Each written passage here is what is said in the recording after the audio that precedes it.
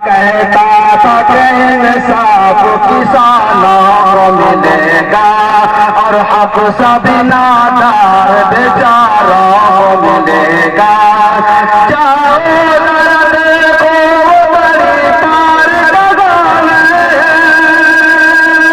चाहे दर्द को बड़ी पार लगान सरकार कहाँ है, सरकार कहाँ है। इस मुल्क में अब चैन मेरे यार कहाँ है, सरकार कहाँ है। सड़कों पे किसानों को जरा देख के आवो, बेचारों गरीबों को न अब जिंदा जलावो।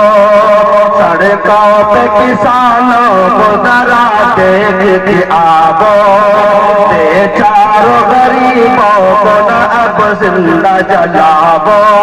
हिंदुस्तान का वो वफादार गगन है, हिंदुस्तान का वो वफादार गगन है। सरकार कहाँ है, सरकार कहाँ है। इस मुल्क में अब चैन मेरे बोलिए यार कहाँ है, सरकार कहाँ है। ये जनता सही सरकार को ढूंढ रही है। याद रखो आने वाली 2024 के अंदर हम सही सरकार चुनने में कामयाब हो सके।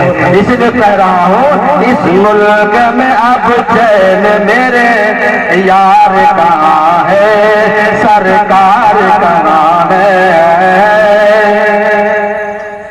एनआरसी को लेके नाओ कितना बहाया,